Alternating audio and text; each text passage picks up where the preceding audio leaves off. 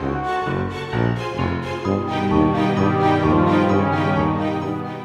loves, welcome back to my channel. Today I have 5 Halloween DIYs, 3 that are brand new and 2 that are throwbacks that I still think are perfect for this season.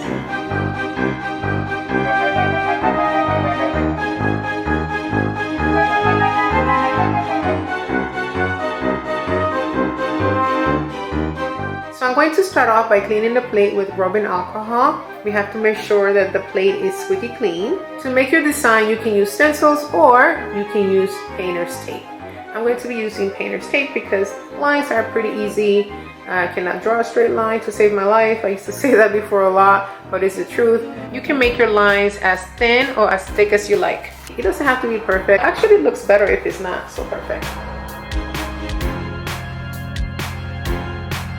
I'm going to be using multi-surface satin acrylic paint. This you can use with glass, plastic, and wood. We are not going to paint this top part because that's where I don't even know how you call that on the top of the pumpkin. If you know what it is, let me know. So don't paint this top part, and we are going to paint the other lines, okay? I mean, if you want to wing it and you just want to make your lines, you're also welcome to do that. This is definitely not going to be perfect, but I don't believe in perfect anyway. We're just gonna do our best. Make sure to take care of those corners too. You want everything to look even. And if you don't, you don't. Who cares, right? That's what happens when you're in your 40s. You just don't care. This can dry in about 10 to 15 minutes, but just to be 100% sure, I'm gonna give it a minimum of 30 minutes.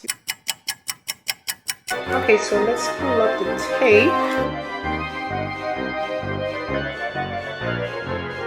I'm going to use a damp napkin to clear some of the imperfections. Although I kind of like it this way, honestly. I kind of do. And I'm going to add the top of the pumpkin.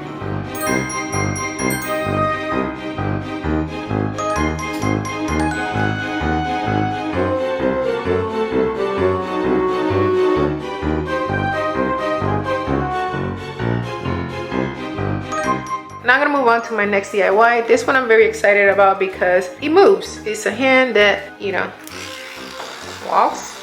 And I'm just gonna put a bowl on it. I'm going to paint it.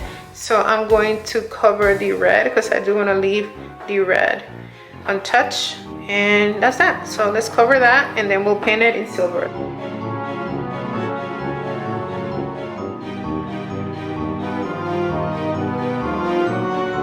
Now I'm going to bond these two. I'm going to bring it a little forward because the top part here is a little higher than the back. So you don't want all the weight of the candy to go backwards.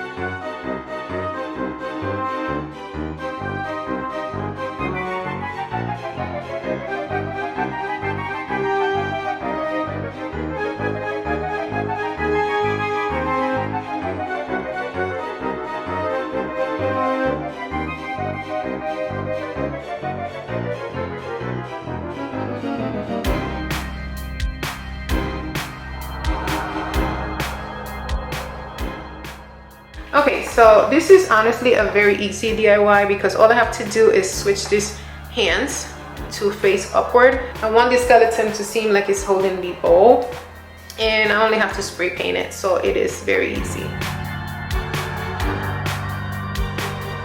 So this should go here now. Now that the hands are upward, I'm gonna go ahead and cut this off and paint it in silver.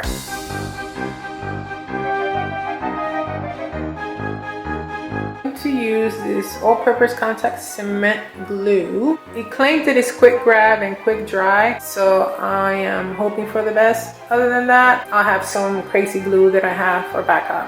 And I'm gonna pretty much add it to the joints so it can hold the candy bowl. And once you put the candy in there, it has to be strong enough to hold. So I'm gonna put a whole lot of it. I'm going to add some glue to the hips so it can keep the spine straight, avoid from moving.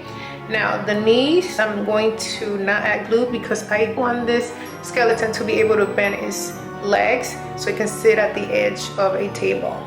And guys, I ended up having to use hot glue for instant gratification because the other glue, although it says it's quick grip, I think it takes at least a few hours and I needed it to be done right away. The bowls are definitely more decorative. This is not like heavy duty. This is something that you have at your party where people can grab a couple of candies while they're mingling, but nothing too heavy. You just want to put a few in there.